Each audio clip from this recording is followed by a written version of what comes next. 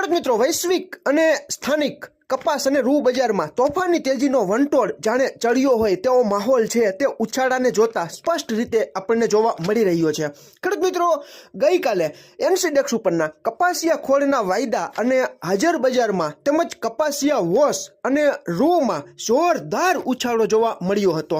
ખેડૂત મિત્રો, ગઈકાલે એનસીડેક્સ ઉપરનો કોકુડકલ કપાસિયા ખોળનો એપ્રિલ 2026નો વાયદો 56 રૂપિયા જેટલો વધીને 3575 અને મે મહિનાનો વાયદો 39 રૂપિયા જેટલો વધીને 3585 ની આસપાસ બંધ આવ્યો હતો. કપાસિયા ખોળની જે 60 કિલોની ભરતીવાળી કપાસિયા ખોળની ગુણી આવે છે તેનો બ્રાન્ડનો ભાવ 2450 થી 2500 રૂપિયાની આસપાસ ગુજરાતના ઘણા ખરા વિસ્તારોમાં જોવા મળી રહ્યો છે.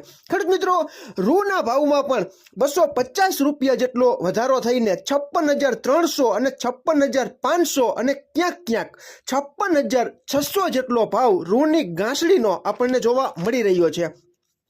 કપાસિયાના 20 કિલોના ભાવમાં પણ 10 રૂપિયા જેટલો ઉછાળો છે તે જોવા મળેલો છે. કપાસિયાના 20 કિલોના ભાવ 850 થી 890 સુધી ઘણા ખરા વિસ્તારોમાં બોલાઈ રહ્યા છે. ખેડૂત મિત્રો, કપાસિયા વોશ એકાએક ગઈકાલે 35 થી 40 રૂપિયા જેટલું વધીને સીધું જ 1450 ની આસપાસ અત્યારે અથડાઈ રહ્યું છે. ખૂબ સારામાં સારો ઉછાળો કપાસિયા વોશમાં જોવા મળ્યો છે.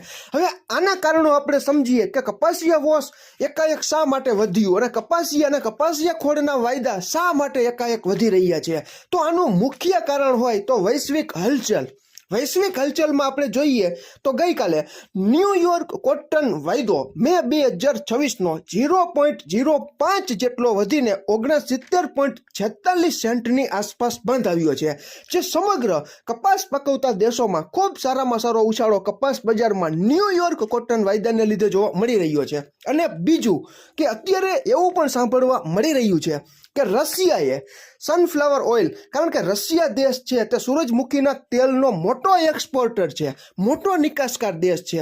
મોટાભાગના વિશ્વમાં સૂર્યમુખીનું તેલ છે તે નિકાસ કરે છે, સપ્લાય કરે છે.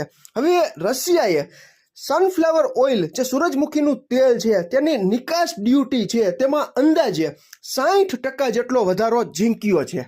તમે સમજી શકો છો કે રશિયા જેવો દેશ કે જે સૂરજમુખીના તેલની મોટા પાયે નિકાસ કરતો હોય અને એ જ દેશ 60% નિકાસ ડ્યુટી લગાવી દે તો બીજા જે ખાદ્ય તેલો છે તેમાં મોટામાં મોટો ઉછાળો આવે. તો આની અસર કેમાં જોવા મળી ખેડૂત મિત્રો? કે હું માનું છું કે કદાચ રશિયાએ સૂરજમુખીના ઓઇલની જે નિકાસ ડ્યુટી 60% વધારી દીધી છે તેવા સમાચાર આપણને અત્યારે જાણવા મળી રહ્યા છે. અને આની અસર છે તે મલેશિયન પામ તેલ વાયદામાં જોવા મળી. હવે તમે સમજી શકો છો ખેડૂત મિત્રો કે સાઈડ તેલો એકાબીજાને અરસપરસ કામ છે, ભાવ છે તે વધઘટ થતા હોય છે.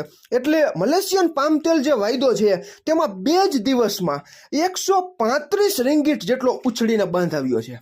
135 જેટલો મલેશિયન પામતેલ વાયદો વધે એટલે મલેશિયન પામતેલ વાયદાની સાથે સાથે પામતેલની હાજર બજારમાં પણ તેની અસર જોવા મળે.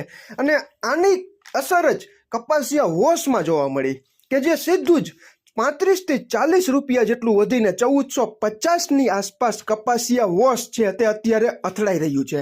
ટૂંકમાં રૂમાં પણ 250 જેટલો વધારો થયો, કપાસિયા વોશમાં 35-40 રૂપિયા વધી ગયા, કપાસિયામાં 10 રૂપિયા વધી ગયા, કપાસિયા ખોળમાં મોટો ઉછાળો આવી ગયો.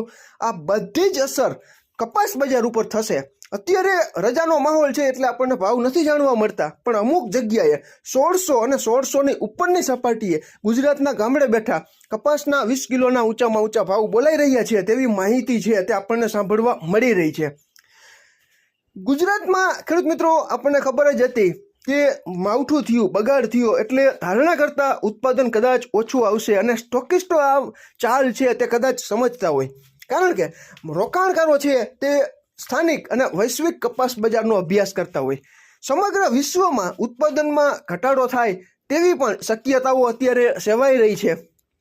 કપાસ પકવતા જે મુખ્ય દેશો છે તેમાં પણ કદાચ ધારણા કરતા રૂનું ઉત્પાદન ઓછું આવવાનું હોય કે ગમે તે કારણો હોય, પણ ન્યુયોર્ક કોટન વાયદો છે તે રિકવરીની ચાલ અત્યારે રમી રહ્યો છે.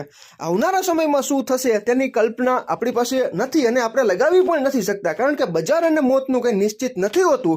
પરંતુ સૂરજમુખીના તેલમાં જે એકાએક રશિયાએ જે નિકાસ ડ્યુટી વધારી દીધી છે આની અસર ખાદ્ય તેલો કે જે સાઈડમાં જે ચાલે છે, પછી તે પામ તેલ હોય, કપાસિયા તેલ હોય કે બીજા કોઈ પણ તેલ હોય, તેમાં પણ આની વધતા ઓછા પ્રમાણમાં અસર છે તે ચોક્કસ જોવા મળતી હોય છે. અને બીજું કે અલ્નિનોની અસર ભારતમાં કેવી જોવા મળે છે તે પણ આવનારા સમયમાં એક મહત્વનું ફેક્ટર સાબિત થશે.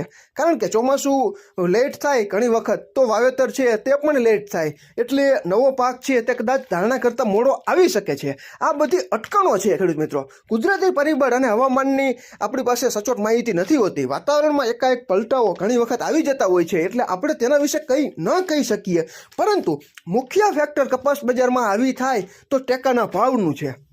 કારણ કે આપણે જોઈએ છીએ કે દર વર્ષે ટેકાનો ભાવ ઘટવાને બદલે વધતો હોય છે, એટલે નવા ટેકાના ભાવની જાહેરાત કેવી કરવામાં આવે છે તેના આધારે પણ કપાસ બજાર આવનારા સમયમાં કેવી ચાલ ચાલે છે તે આપણે જોવાનું રહે છે. બાકી એક વાત છે કે ભાવ વધારો થોડો ઘણો આવી જાય તો બજારમાં પુરવઠો છે તે ઘણી વખત વધી જતો હોય છે. થોડા દિવસો પહેલાં સમગ્ર દેશમાં રૂની આવક 80,000 ગાંસડીની આસપાસ થતી હતી. તે થોડા દિવસો પહેલાં જ 90,000 મણ ગાંસડીની ઉપર છે તે આવક થઈ ગઈ હતી. ટૂંકમાં 90,000 ગાંસડીની આવક છે તે વધી ગઈ હતી. ટૂંકમાં ભાવ વધે એટલે માલ છે તે બજારમાં ઝડપથી આવવા માંડે છે. હવે રજાનો માહોલ પૂરો થશે ત્યારબાદ ગુજરાતના અલગ અલગ વિસ્તારોમાં કેવો માલ છે તે બજારમાં ઠલવાશે તેના ઉપર પણ આવનારા સમયમાં બજારની ચાલ છે તે રમાઈ શકે છે તેવું અત્યારે આપણને દેખાઈ રહ્યું છે. બાકી સારી ગુણવત્તાવાળા કપાસિયાની શોર્ટેજ હોય, કપાસિયા ખોળ અને કપાસિયા ખોળના વાયદામાં ખૂબ સારામાં સારી તેજી તરફી નવા વળાંક છે તે બજાર લઈ રહી છે તેવું અત્યારે આપણને દેખાઈ રહ્યું છે.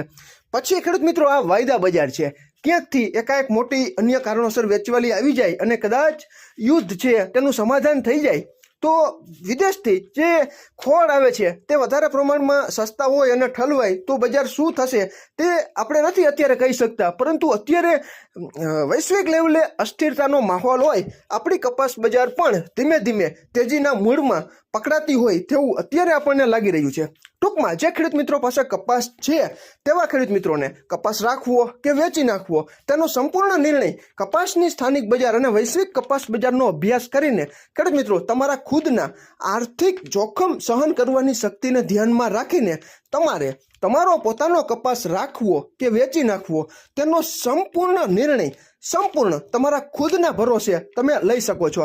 તમારા વિસ્તારમાં ગામડે બેઠા કેવા ભાવ ચાલી રહ્યા છે, નીચા અને ઊંચા, તે તમે ચોક્કસ કોમેન્ટમાં જણાવી શકો છો. આમાં ક્યાંય ભૂલ હોય અને તમારી પાસે નવી અપડેટ હોય તો પણ કોમેન્ટમાં તમે અમારું ધ્યાન દોરી શકો છો. ફરી જ મળશું નવી જ માહિતી લઈને નવા જ આવનારા વિડીયોમાં. ત્યાં સુધી આપ જોડાયેલા રહો, માહિતગાર બનો, આગળ વધો. આભાર ખેડૂત મિત્રો.